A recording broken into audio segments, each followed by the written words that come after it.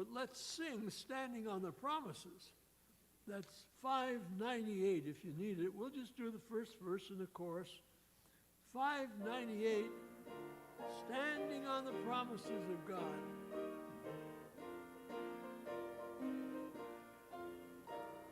Standing on the promises of Christ my King, through eternal ages let his praises ring.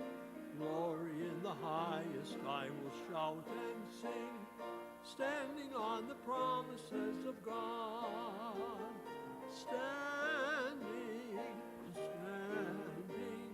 Standing on the promises of God, my Savior. Standing. I'm standing on the promises of God.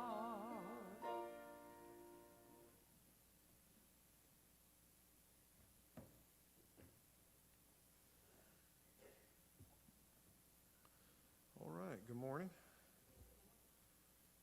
I'm still trying to get my mind wrapped around the fact that it's 2 weeks till Christmas.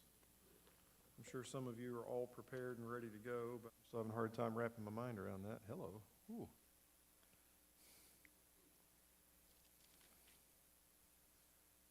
But I hope you're all prepared and doing well. And how many of you are you're traveling out of town or out of state over Christmas? Maybe you have people traveling this way for Christmas. Yep. Maybe you're just staying put and it is what it is. There we go. All right. There we go. Well, good. It'll be here rapidly, but we thank the Lord for that opportunity to get together with folks. And next Sunday afternoon is the parade, Christmas parade in Shelby. So I don't know anything other than help put bags together for that, and they're supposed to tell us what time to show up. So other than that, we'll have to ask Pastor Stephen about that. But anyway, 'tis the season. So let's open with a word of prayer this morning. And as we typically do, we try to remember our missionaries that are sent out from our church, in particular, in our prayer time. Continue to pray for Jed and Gloria there in Brazil. Political situation is still tenuous. And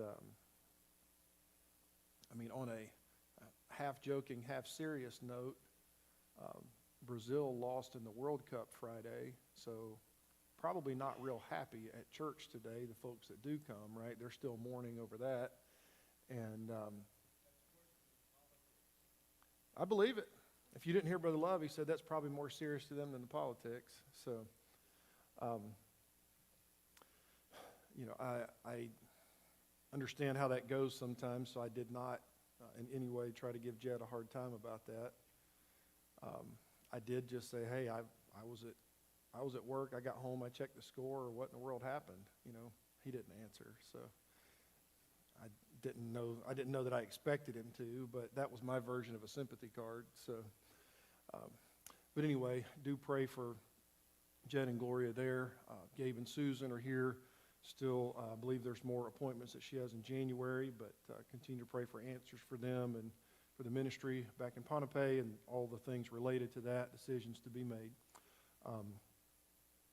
Brother Jeremy, continue to pray for his ministry there at Worldwide Mission, for wisdom and strength and direction there, and for his meetings, safety as he's up and down the road. The Maietas in Italy, hopefully they're recuperating a little bit from all the special events they've had over the last month or 6 weeks, different folks visiting and such, but the folks that were saved, let's continue to pray for follow-up and for fruit that remains there, and that they will not fall by the wayside during this time. So Brother Jim asked us to remember as well, some of you may know, some of you may not, but Dr. Ron Comfort had a trip scheduled out west this fall, and they left in September and didn't make it very far. He's had very bad trouble with kidney stones, and they've treated it, and he's hoping to go back on the road, but he asked us to remember him in prayer this morning. If any of you have ever been through that kind of thing, you know it can be very serious. So, yes, ma'am.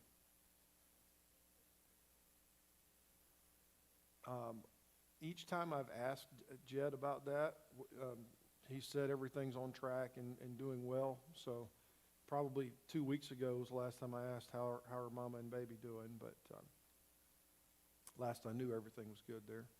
You heard anything else? Okay, good. Yep, everything's good. Yep. All right, so let's go to the Lord in prayer this morning and ask his blessings on our service and on our Sunday school hour here as well. And Brother Larry Harris, why don't you pray for us today, please?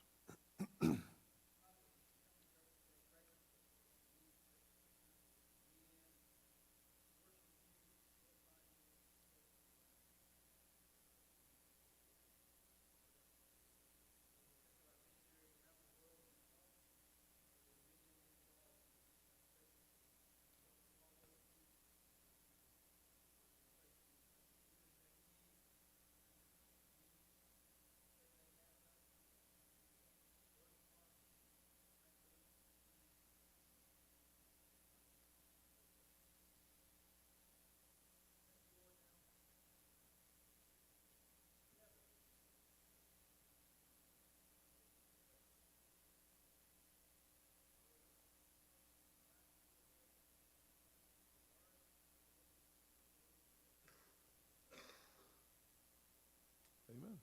All right, 2 Kings chapter 9 and 10 is where we are. 2 Kings chapters 9 and 10. We're looking at the kings of Israel and Judah. This is obviously a good ways beyond the dividing of the kingdom. We are several layers deep into the kings after the split.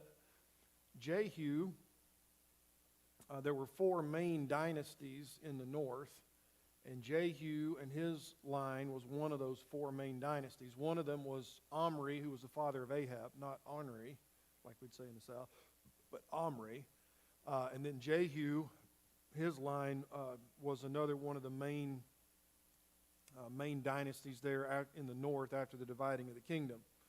But last week we looked at the fact that Jehu had been a general in the army under Ahab, and then he was serving under Joram, who was the son of Ahab. And Elisha sent a messenger to anoint him as king, and then he proceeded to gather support and go and execute Joram. He ended up killing Ahaziah, who was related to the house of Ahab by marriage, had gone to visit him. And so he ended up killing both the king of the north and the king of the south on the same day. So after that, he executed Jezebel, and that's where we left off last week. He executed Jezebel, and I don't think that there was much of a mourning ceremony for her based on the way that she treated folks and her general demeanor and everything. But that brings us to chapter 10 of 2 Kings. Now, I mean, we look at the story and we're like, okay, we know the rest of the story. But, I mean, we thankfully have not had to deal with that in our lifetime in the United States of America. But if somebody got enough military personnel on their side to go in, execute the president, declare themselves president, what would happen?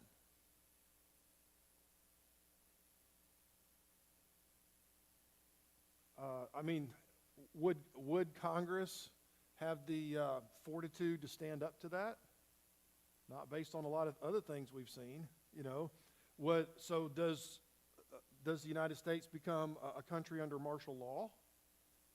I mean, does the National Guard and the military get mobilized to overthrow the coup?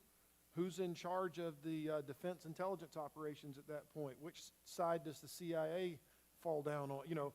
If we had something like that in the United States of America, we got a mess, right? We got an absolute mess. That's what they've got right now in Israel. Each time you have one of these things, you have some chaos, and then basically he was the chief general of the army.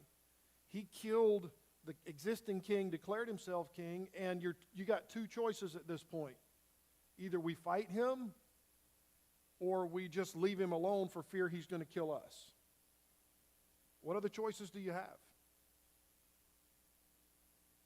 That's why is there this chaos? Sin, disobedience. I mean, the chaos, I think, is part of God's judgment on Israel. But right now, Israel's in an uproar, and you got two neighboring kingdoms, and the kings of both were killed the same day. So the entire region is in a major period of instability right here.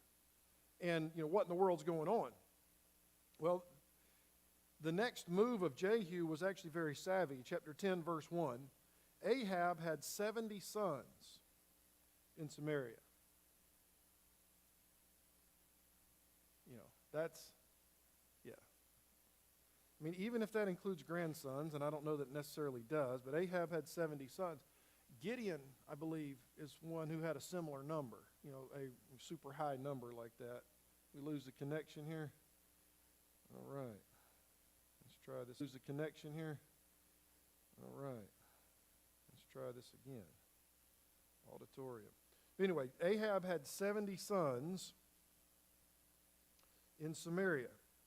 And Jehu wrote letters and sent to Samaria unto the rulers of Jezreel, to the elders, and to them that brought up Ahab's children, saying. All right? So, he obviously had tutors, and modern day terminology would be nannies. Okay? He had them divided out. But it also seems that for reasons like this coup that we're talking about, this military rebellion overthrow, it also seems like he had split them up a little bit. The king sometimes would strategically place children in different locations, so if somebody came into the capital and tried to do a assault like this, that all of the king's family would not die. So it seems like he had taken his sons and spread them out. Verse 2, as soon as this letter cometh to you, seeing your master's sons are with you, and there are with you chariots and horses, a fenced city also and armor, look even out the best and meetest, or most fit, of your master's sons, and set him on his father's throne, and fight for your master's house. This is a challenge. He's throwing down the gauntlet. He's like, okay, you've heard that I killed Joram. Now, find the best candidate, put him on his daddy's throne. In other words, what he's saying is, it's almost like Goliath's challenge. Send me your best man, and let him fight for your country. What was their response? Verse 4. But they were exceeding afraid, and said, behold, 2 kings stood not before him. How then shall we stand? That's a pretty good question. This guy's already assassinated 2 kings. Do we have a chance against him? The answer is no, because this was the doing of God. Okay, God had anointed Jehu and told him he was going to use him as an instrument of judgment against the house of Ahab. But they said, we don't have a chance. Verse 5. He that was over the house and he that was over the city, the elders also, and the bringers up of the children. Boy, that's kind of a round your elbow to get to your thumb title, isn't it? The bringers up of the children. The tutors, the nannies, the governors, the overseers of the children, the pedagogues. Okay? They sent to Jehu, middle of verse 5, saying, we are thy servants, and will do all that thou shalt bid us. We will not make any king. Do thou that which is good in thine eyes. So, he throws down the challenge, and they said, yeah, we're not going to do anything with that. You do whatever you want to. We are not going to challenge your claim to the throne. Verse 6. Then he wrote a letter the second time to them, saying, if ye be mine, and if ye will hearken unto my voice, take ye the heads of the men, your master's sons, and come to me to Jezreel by tomorrow this time. Now the king's sons, being 70 persons, were with the great men of the city, which brought them up. And it came to pass, when the letter came to them, that they took the king's sons, and slew 70 persons, and put their heads in baskets, and sent him them to Jezreel. Now, I know some of you are looking forward to opening some packages at Christmas time here in a few weeks. I don't think you're hoping to get one like this. This is actually what Jehu asked for, though. I mean, he got the gift that he asked for in this instance. But I don't know. I don't know if any of you have a tradition of like prank gifts in your family. I mean, I could see that going on at the Lockhart house, at least with Brother Jeremy's brothers and, extended family. I could see that. I could see Larry Harris doing something like that, just to have fun with somebody. I don't know that you're going to put a fake severed head in a box, though. These weren't fake severed heads. These were actual severed heads. But put yourself in that position for a minute, okay? You have been charged with the raising and the protection of the king's son. High privilege, high responsibility. If something happens to the king's son, you're in trouble. In essence, you're going to pay with your life. So then the challenger comes in and says, I want all of Ahab's sons killed. I want no challenge to me. Either put him on the throne, declare him king, and fight me, or eliminate the threat. And they all said, so here you have the governors. They took the sons of Ahab, beheaded them, put their heads in baskets, and sent them to Jehu. How did they get away with that without some of them getting wind of it and running away? I mean, I don't know if they were all in one place. They could have been spread out a little bit. I don't know. What'd they tell them? Hey, we're going to have a birthday party. Hey, we got some bad news for you about your dad. I mean, I don't know. How did they get them all in one place and keep them there? But they did. They beheaded them. They put their heads in baskets. They sent them to the city of Jezreel, which is where Jehu was located at that time. That is also, I believe, where he had executed Ahab's wife, Jezebel. Jezebel, Jezreel, those names have a lot of similar letters. But yeah, that's where he had executed Jezebel. So you see here in 2 Kings chapter 10, Jehu's next step is to get rid of all the sons of Ahab. Verse number 8, there came a messenger and told him, they have brought the heads of the king's sons. And he said, lay ye them in 2 heaps at the entering in of the gate until the morning. Okay, there's no embalming here. There's no refrigeration. Don't know that they're not putting them on ice. There's no cryogenics. So what you have here, it's nasty and it's starting to smell and all that. And he said make two piles. So you have 2 piles, not just of skull bones, but the 2 piles of decapitated heads right out by the city gate. You think the word got around about that? Oh yeah. Oh yeah. I mean, what were the mamas doing with their young kids? You get in the house and you stay here. What were the little boys doing? I want to go see that. Yeah. Hey, did you hear about that? Let's go look at that. I wonder what that would be like. I mean, kids are kids and people are people. They're doing the same thing that you would have been doing as a kid or your kids would try to do. So he left them out there all night. He's trying to send a message. Next day, verse 9. It came to pass in the morning, he went out and stood and said to all the people, ye be righteous. Behold, I conspired against my master and slew him, but who slew all these? In other words, he said, you're honest people, you're righteous judges. Answer me this question. I killed my master. He's not even trying to hide the fact that he killed Joram. He said, who killed all of these? I've been here. I didn't kill the king's sons. Verse 10. Know now there shall Know now there shall fall unto the earth nothing of the word of the Lord, which the Lord spake concerning the house of Ahab. For the Lord hath done that which he spake by his servant Elijah. So Jehu slew all that remained of the house of Ahab in Jezreel, and all his great men, and his kinfolk, and his priests, until he left him none remaining. When the king was in power, it was great to be part of the family of the king. When there's an overthrow and a regime change, it's not great to be related to the king anymore. But he proceeded to wipe all of them out. But he threw them out there and he said, look, I overthrew the King Joram. Who did this? What he's saying is, I'm not alone. There are others who will help me. If you try to challenge me, you're going to find yourself on the wrong side of this battle. He's laying it out there for him.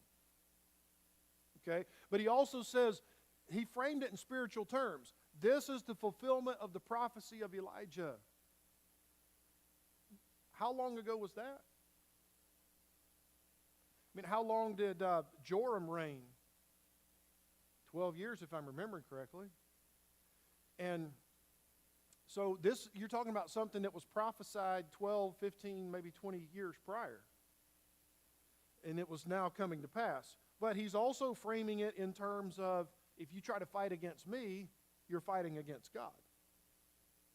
It's actually very savvy on the part of Jehu, the way all this is framed. But we could sometimes read this and go, oh, okay, next. But, I mean, this is very unsettling.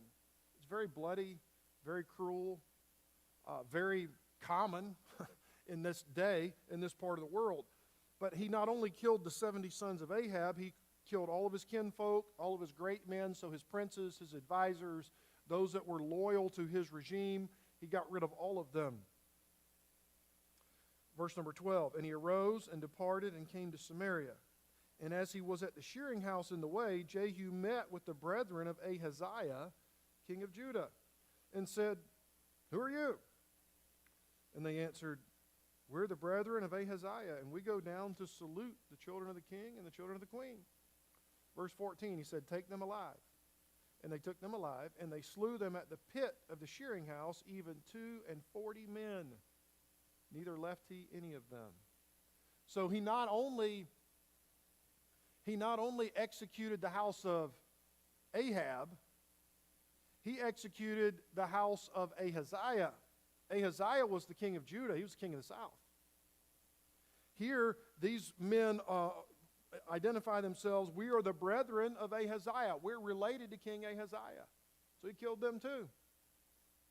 Remember, Ahaziah was married to the daughter of Ahab and Jezebel. So Ahaziah was connected by marriage with Ahab's house, and so he killed all of them too. This is a great time to be somewhere other than where Jehu is, right? This would have been an unsettling time in Israel. Verse 15, when he was departed thence, he lighted on Jehonadab, the son of Rechab, coming to meet him. He saluted him and said to him, is thine heart right as my heart is with thine? In other words, what's he saying? Are you with me or against me? You're on my side. And Jehonadab answered, it is. If it be, give me thy hand. And he gave him his hand. He took him up into the chariot. And he said, come with me and see my zeal for the Lord. So they made him ride in his chariot, and he came to Samaria, and he slew all that remained unto Ahab in Samaria, till he had destroyed him according to the saying of the Lord, which he spake to Elijah. And Jehu gathered all the people together, and said unto them, Ahab served Baal a little, but Jehu shall serve him much. Now we'll talk about that here in just a minute. But he initially was at Jezreel. That was where Naboth's vineyard was. Remember Naboth the Jezreelite. He was initially at Jezreel. That's where he said, who's on my side? And a couple guys stuck their head out the window, and he said, throw Jezebel down. So they did. And he ran over her. And then when they went to bury her, they couldn't find anything. That was at Jezreel. He sent messengers to the keepers of the king's sons. They executed them, brought them to Jezreel, where Jehu was. But now he's moving to the capital city. So he's at a key city. This was a house of Ahab. But now he moves down to the capital. Samaria was the capital city in the north. It was actually Ahab's father, Omri, who had moved the capital to Samaria. So he moves down to the capital, and this is where what we've already read summarized happened. He got rid of the kinsfolk. He got rid of the advisors and the officers and everybody in the administration of Ahab, so to speak. He wiped them out. Now, he's not done. There's more blood and gore and killing. Verse number 18, Jehu gathered the people together and said unto them, Ahab served Baal a little, but Jehu shall serve him much. Now, on its face value, is that an accurate statement? Ahab served Baal a little? No. I mean, who was his wife? Jezebel. She was from the area of Tyre and Sidon. Baal was their chief god. She had brought that down, and the Bible specifically says that Jezebel had stirred up her husband Ahab to do much wickedness and to greatly serve Baal. So it's not a statement about his casual attitude towards the worship of Baal. It's a comparison.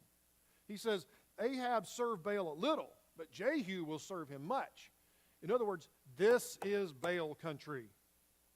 In my administration, it's all Baal all the time, if I put it in terms of political ads today. Okay? That's what he's saying. We are going to be the most zealous worshipers of Baal you've ever seen. In fact, let's have a big sacrifice. Verse 19. Now therefore, call unto me all the prophets of Baal, all his servants and all his priests. Let none be wanting, it means lacking, for I have a great sacrifice to do to Baal, and whosoever shall be wanting, he shall not live. Now, this was not altogether uncommon for the king to call these special things and demand everybody to be there. We see the same thing in Daniel, right? When Nebuchadnezzar made the big statue of gold and forced everybody to be there and for the worship service and all that. And he is requiring attendance here, not an optional event. The rest of verse 19 says, Jehu did it in subtlety, to the intent he might destroy the worshipers of Baal. And Jehu said, proclaim a solemn assembly for Baal. So they had their ceremony and their official proclamation and all that. Verse 21, Jehu sent through all Israel, and all the worshipers of Baal came, so that there was not a man left that came not. I mean, we look at this and think he called for a service, so it happened that afternoon, if you're not careful. Or, they sent the announcement out on the radio. They didn't have that. So this was hey, we're going to have a special service, and everybody needs to come. They sent messengers out, and people are coming from different parts of the country. So very likely it took a few days, maybe even a week or two. But if you just think about the travel of the messengers and the travel of the people and the distance and all that, it very likely took a few days at minimum, if not a little bit longer. Verse 21, Jehu sent through all Israel, and all the worshipers of Baal came, so there was not a man left that came not. They came into the house of Baal, and the house of Baal was full from one end to the other. And he said unto him that was over the vestry, bring forth vestments for all the worshipers of Baal. And he brought them forth vestments. What would this be? Robes? Or some sort of ceremonial attire? Yeah, in our day, the best connection we have would be probably robes or something like that. It was some sort of a adornment that they would only use during the worship services for Baal. It was you had a religious connection. I mean, have you ever known of other religions where they had certain things that they wore, whether it was a charm or something around their neck or particular clothing? I mean, in the Old Testament, in the law of Moses, specific attire was given for the priests and different for the high priests and all that.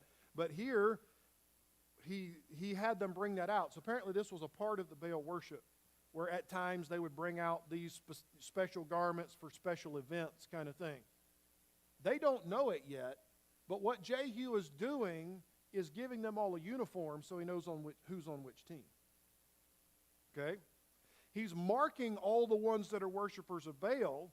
They think that they're doing this to serve their God. And what Jehu is doing then is marking out, these are all the worshipers of Baal. Because the next step is he's going to give orders to his soldiers to take care of all of them. They think this is all part of the deal, and this is great and wonderful. Jehu is a follower of Baal. Verse 23, Jehu went, and Jehonadab, the son of Rechab, into the house of Baal, and said unto the worshipers of Baal, search and look that there be here with you none of the servants of the Lord, but the worshipers of Baal only. Now, if you're a follower of Baal, this sounds great, doesn't it? Hey, this is a Baal service. We are here to do sacrifice to Baal. If there's any double agents that are servants of the Lord, get them out of here. We don't want them. Now, if you're all about Baal, that sounds great, doesn't it? Hey, we want people to be 100% Baal. This is it. We don't want any half-heartedness. What's he trying to do? He's trying to make sure he executes only the people he's targeting. But this is, the people are eating this up. Verse 24. When they went in to offer sacrifices and burnt offerings, Jehu appointed 80 men without and said, if any of the men whom I brought into your hands escape, he that letteth him go, his life shall be for the life of him. In other words, I pronounce a death sentence on everybody in this building. You let somebody escape, I'm killing you because you failed to kill them. your life in a trade for theirs. Verse 25. Came to pass, as soon as he made an end of offering the burnt offering, Jehu said unto the guard and to the captains, Go in and slay them, let none come forth. And they smote them with the edge of the sword, and the guard and the captains cast them out, and went to the city of the house of Baal. And they brought forth the images out of the house of Baal, and burned them. Now, does anybody remember when Elijah had the major confrontation on Mount Carmel? You know, this is where they prayed down fire from heaven, and he poured water over the sacrifice and all that. But in that same story, the guy that met Elijah and said, Look, hasn't anybody told you I've fed 100 prophets of the Lord? You know, he said, Tell Ahab I'll be there, I'll show up. In that same story, there was a number given of how many of the prophets of Baal and the priests and all that Jezebel was paying to do that. Anybody remember the number? Yep, I believe it was 400 plus 450. I believe it was 850, but you're right on it, okay?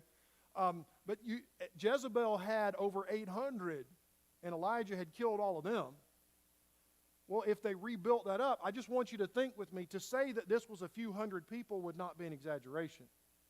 If they built this back up over time after Elijah has killed all the prophets of Baal, which, by the way, that's why Jezebel threatened him. That's why he ran for his life. That's why where we get the story of God in the still small voice. Because Jezebel threatened to kill him in retaliation for the priests of Baal. But this has been many years down the road. So, I mean, it would not be unreasonable, I think, to say that there were several hundred people here between the priests and the servants and then the worshipers of Baal. You got this house of Baal that was packed from front to back, standing room only is the way I picture this. I question that still. All right, I got 80 soldiers. There's no automatic or semi-automatic weapons. I mean, 80 soldiers with swords. How did they ensure that nobody got out? I don't know. I'm thinking there probably was no fire chief at that point, so there may have only been one exit. I mean, that's the way things have happened. The reason we get some things on fire codes now is because tragedies have happened and they realized what needed to happen to help, try to prevent that. But it's very likely there was only one main entrance or, just a couple, so they could put people at the doors and basically pinch them. They had nowhere in or out. But still, 80 soldiers against several hundred worshipers of Baal. I mean, that took a little while. You had 80 soldiers, the captain and his men, and they got rid of all of them. So you have then Jehu destroyed the worshipers of Baal, and he destroyed the worship of Baal. Verse 26, they brought forth the images out of the house of Baal and burned them. And they break down the image of Baal and break down the house of Baal and made it a draught house unto this day. Thus Jehu destroyed Baal out of Israel. So they didn't just kill the worshipers. They pulled out the idols and burned them. They broke down the house of Baal. They destroyed the image of Baal. Can you imagine the shock on some people's faces? I mean, we've talked a little bit about Brazil, but I believe it's Brazil where there's that large statue of, supposed to be, people all over the world know that. If another regime came in there, let's just say Muslim, okay, because we know they would associate Catholics with Christianity, even though we would beg to differ. Let's just say the Muslims come in there and they're going to take down that statue and destroy it and burn it. Can you imagine the reaction around the world, but specifically in the country of Brazil? There had to be people in Israel that are in the similar state of shock at that point. Maybe some people are happy about it, and some people don't care one way or the other, but still, this is just mind-numbing at this point what they're doing. Ahab's been killed. All of his sons have been killed. The king of Judah, Ahaziah, has been killed. All of Ahab's advisors have been killed. Jezebel's dead. Now all the worshipers of Baal are dead. All the idols have been burned and so forth. What in the world is going on? I mean, this was a time of chaos. This was a time when they should have turned to the Lord. I mean, pretty much everybody here is old enough to remember 9/11, as an adult. And you remember for a period of time there was a tenderness to the Lord. A few weeks, maybe a month or 6 weeks. I mean, hopefully there would have been a similar type of thing here, but this was a traumatic, devastating incident in the history of Israel. So far, so good. Who anointed Jehu? So it was an unnamed person that was sent by whom? Anybody remember? Yeah, it was a son of the prophet sent by Elisha. Okay? So that was obviously done by the true God of heaven. Okay, now he's attacked Baal worship. He even says to the people at one point, everything that I've done is to fulfill the prophecy of God through Elijah. So it would seem at this point that Jehu knows who the true God is. He's familiar with events that are going on. What is the proper response if God has allowed Jehu great victories and established him as king, and God has used him as a tool of judgment and to get rid of idolatry and all of this? What would be the proper response on the part of Jehu? To worship God. Okay? To serve God out of gratitude. Just like for us, the proper response is to serve the Lord in gratitude for what He's done for us. I mean, to me, I look at it and go, God sent you a prophet. God established you here. God gave you these victories. You know that. You know Elijah and Elisha were both involved in this deal. Doesn't it just make sense to fall down on that side of the decision? That's not what he did, though. Look in verse 29. Verse 28 says he destroyed Baal. However, verse 29, howbeit, from the sons of Jeroboam the son of Nebat, who made Israel to sin, Jehu departed not from after them, to wit, the golden calves that were in Bethel and that were in Dan. So even though he destroyed the worship of Baal, he followed the calf worship of Jeroboam. He just couldn't bring himself to go all the way for whatever reason.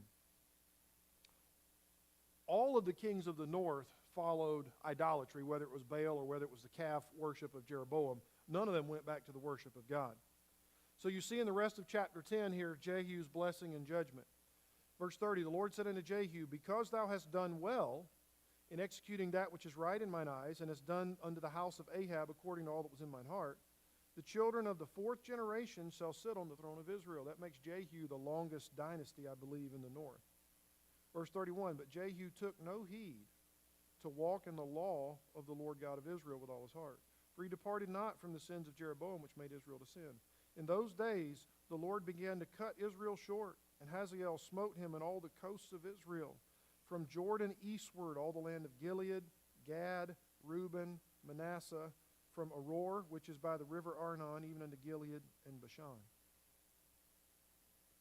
So what are those areas that were just described? Jordan and eastward.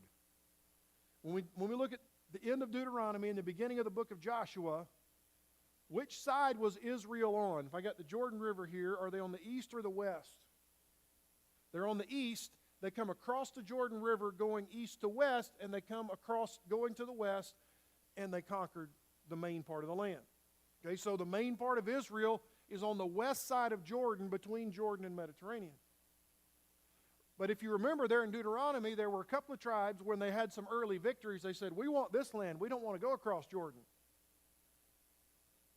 And Moses finally said, all right, you can have it, but you have to fight until everybody else is done fighting. You can't just say, well, we're done, y'all have fun.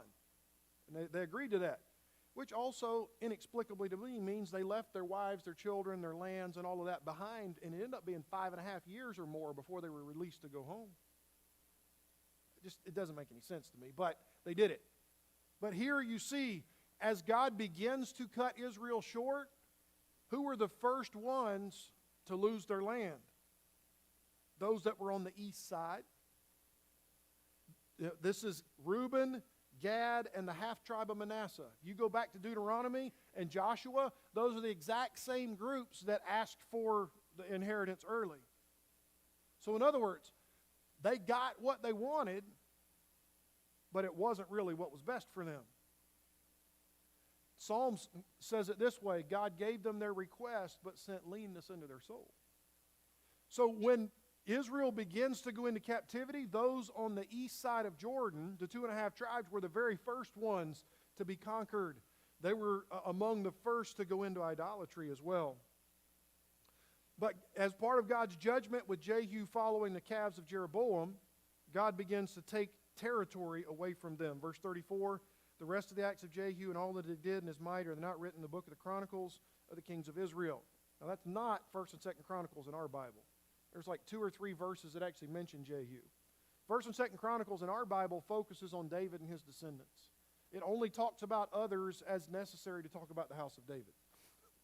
So there's very little mention of Jehu in 1st and 2nd Chronicles, but this would have been the Chronicles or the history books that were kept by the kings. The same ones that the king of Persia read when he had insomnia and found out nothing had ever been done for Mordecai as a reward.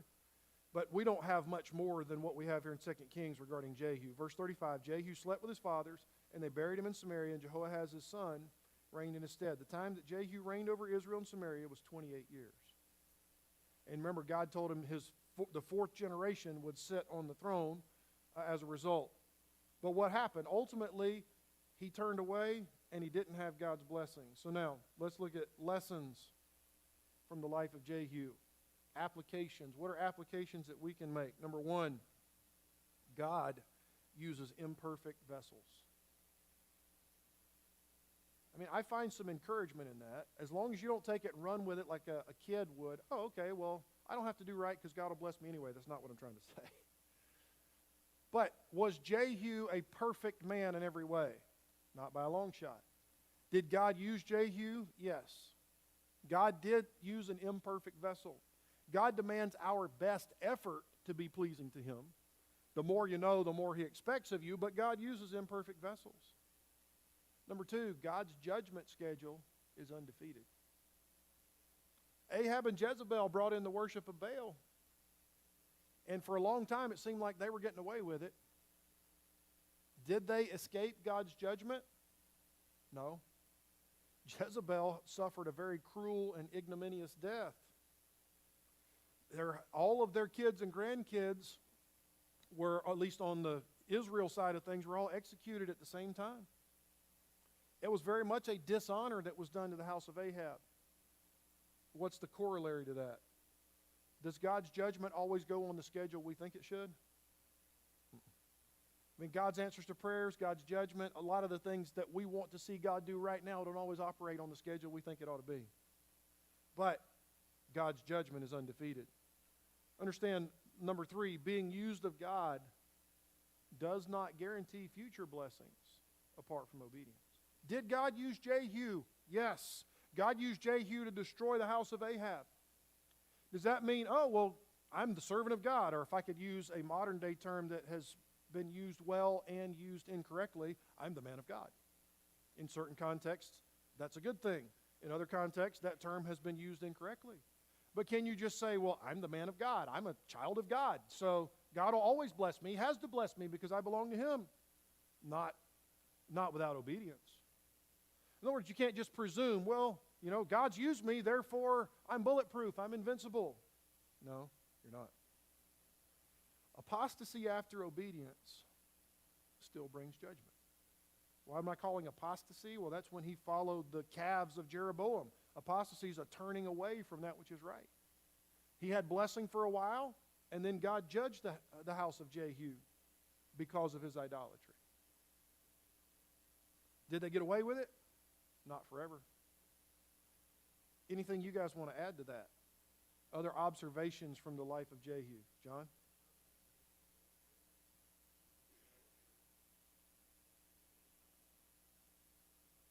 Yeah.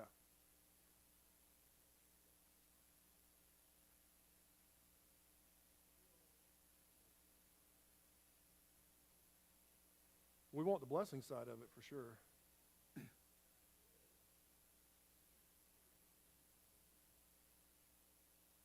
Mm-hmm.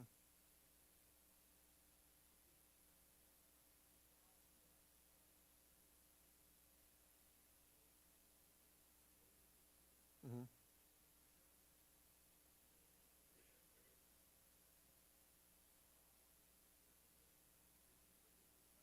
Yep. Yep, very true. And sometimes we don't always see the way God rewards, right? Yep.